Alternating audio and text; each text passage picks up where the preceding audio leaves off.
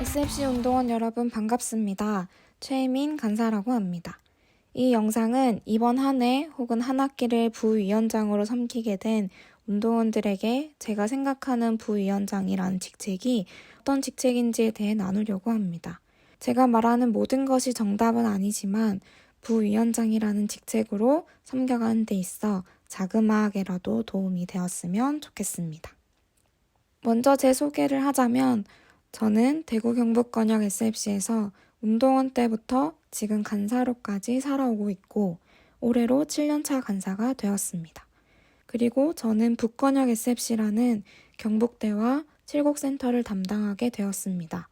마지막으로 저는 2015년 대학교 2학년 때 대구지방, 현재는 대구 서부지방으로 불리고 있는 지방에서 여부위원장으로 1년 동안 섬긴 적이 있는 최혜민 간사라고 합니다. 다시 한번 만나서 반갑습니다.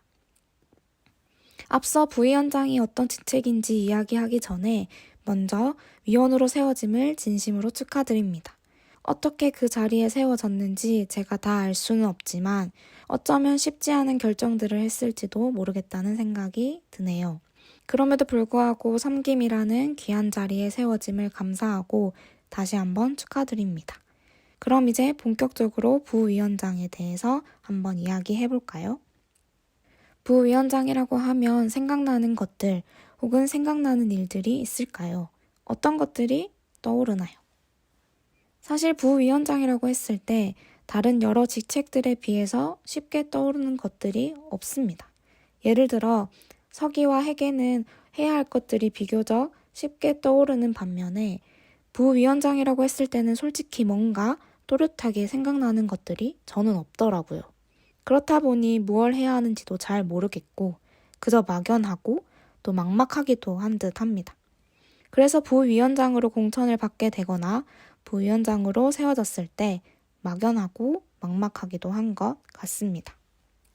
그래서 제가 생각하는 부위원장이라는 직책은 함께 섬기는 위원들과 양육알돌들을 돌아보는 직책이라고 생각합니다.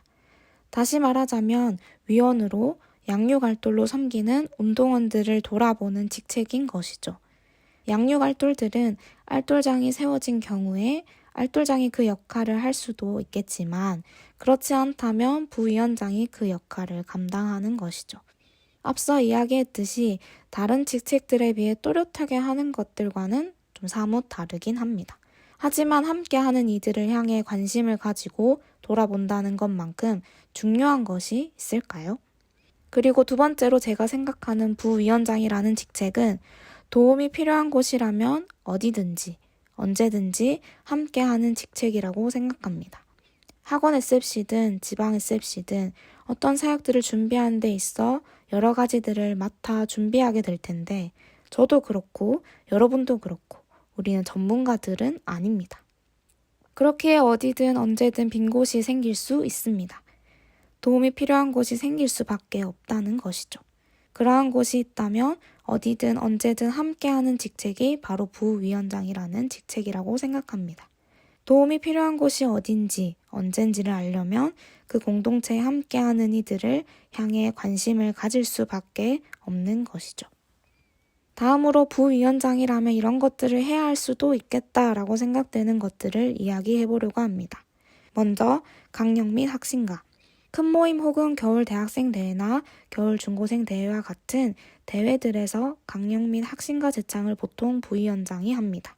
꼭 부위원장이 하라고 정해져 있는 것은 없지만 일반적으로 부위원장이 대표로 강령 및 학신가를 제창합니다. 그렇게 웬만하면 강령과 학신가를 외우고 있는 것이 좋겠죠? 물론 모니터에 띄워주기도 하긴 하지만 그래도 SFC 운동원인데 그 정도는 할 수 있겠죠? 강령 및 학신가를 제창할 때 SFC의 방향성을 함께 제창하는 것만큼 천천히 그리고 당당히 제창하면 좋겠습니다. 다음으로 섭외의전부. 학원 SFC든 지방 SFC든 어떤 사역을 할 때 그 사역의 강사 혹은 교사 및 교육자들을 대상으로 의전을 부위원장이 담당합니다. 부위원장이 아닌 위원장이 하기도 하고 간사님들이 하시기도 합니다. 대회에서 이러한 것들을 담당하는 부서를 섭외의전부라고 하죠. 아무래도 강사 혹은 교사 및 교육자들이 대상이라 쉽지 않을 수 있으니 혼자 해야 한다고 생각하지 않아도 되고 위원장 혹은 간사님들께 도움을 요청해도 좋습니다.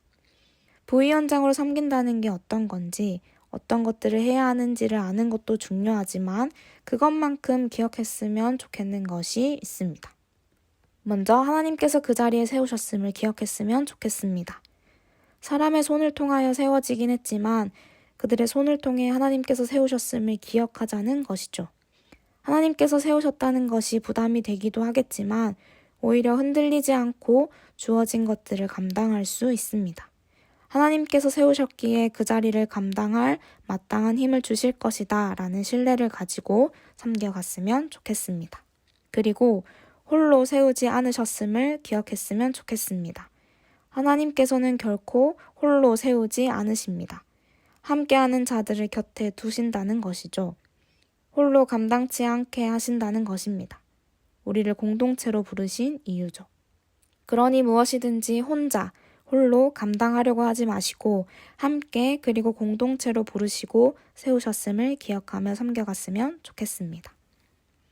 마지막으로 한 해 혹은 한 학기 동안 부위원장으로 섬길 여러분들에게 하고 싶은 말이 있습니다. 어떠한 마음과 생각을 가지고 위원으로 부위원장으로 섬기게 되었는지 저는 다 알진 못하지만 그 자리로 부르신 하나님의 뜻과 계획이 있을 것임을 확신하며 섬겨가기를 바랍니다. 그렇게 그 자리를 묵묵히 그리고 담대히 섬길 수 있는 힘을 주실 것을 신뢰하며 섬겨가기를 바랍니다. 때론 넘어지고 그로 인해 상처가 난다 해도 괜찮으니 그저 주저앉지 말고 모르는 것을 두려워하지 않기를 바라보며 즐거이 그리고 기꺼이 섬겨가는 여러분이 되기를 바랍니다. 저도 곁에서 함께 걸어가겠습니다. 이상으로 부위원장에 대한 이야기는 마치도록 하겠습니다. 감사합니다.